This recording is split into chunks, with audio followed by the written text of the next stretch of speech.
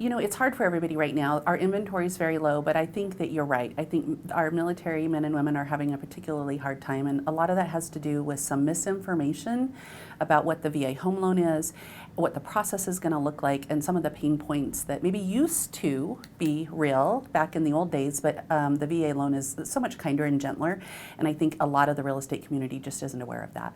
And what are some of the misconceptions and how have those changed over the years? Because it used to be you had to pay some more closing costs and some other Yeah, things. a couple things. One of them is for sure there's a misconception that the seller has to pay more fees on a VA home loan.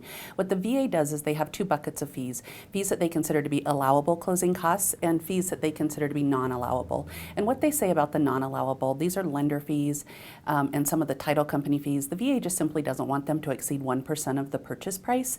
And so some companies will ask the seller to pay the difference if they're above, and some companies, some lenders will waive the difference so that the veteran isn't at any kind of competitive disadvantage. And you guys are one of the ones that waive it, right? We do, yes, yeah.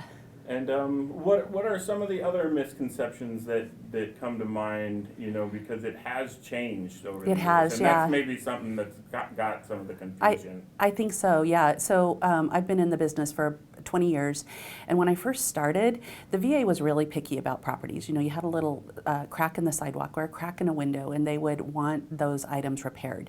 But in today's world, the VA guidelines, the minimum property standards, are very similar to other loan programs. So I think some realtors have kind of a hangover of the old days and the pain that was involved in the old days, but they really are kinder and gentler on the properties nowadays. If a loan or if a property is going to qualify for an FHA loan, it's going to qualify for a VA loan.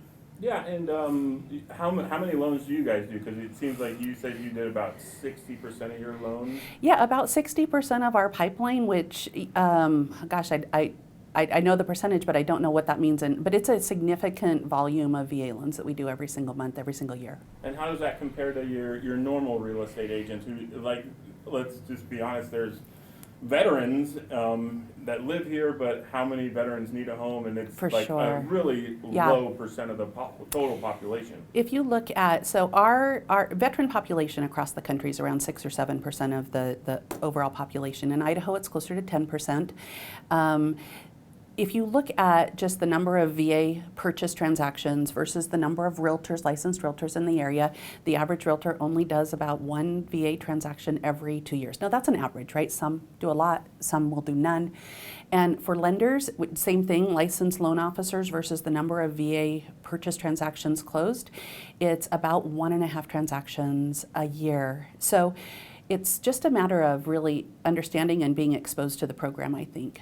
Yeah, and well, tell me about this class that you teach, because that seems like when we're dealing with misconception, the best way to battle that is with knowledge. Well, I'm super grateful for many of the local real estate agencies that bring us in and let us kind of get on our soapbox and talk about what are misconceptions versus reality.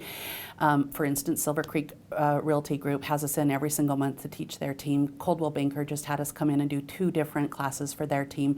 So I think, you know, I mean, the more the real estate agencies get involved in the education, the better it's going to be for our veterans. Yeah, and when you hear stories of veterans who are struggling to find that house, like, how does that make you feel? Oh, it's heartbreaking. Yeah, it's heartbreaking. And I think, you know, some of it has to do with the fact that the VA home loan is a zero down loan. And I think there's a misconception amongst sellers and listing agents that because the veteran has the benefit of putting zero down, that maybe they don't have money to put down. And what's happening, the sad reality about what's happening in the market today is that people are paying over appraised value. It's just that competitive. And our veterans have, in general, in large, as a population, have every bit of the same ability to put money down as any other buyer. So. Yeah, but that's like the best part of the benefit. I was able to get my house because I didn't have to put any money down. And I mean, I could have, but I just chose not to because that was an unbelievable benefit. It's unbelievable, isn't it? Yeah. When you look at how it pencils out, not only is it less cash to close, but typically, even with zero down, the monthly payment is lower than a conventional loan, minimum down loan, or an FHA minimum down loan. So it's just such a fantastic financial benefit for our veterans. It's really a travesty if we're not allowing them to take advantage of it.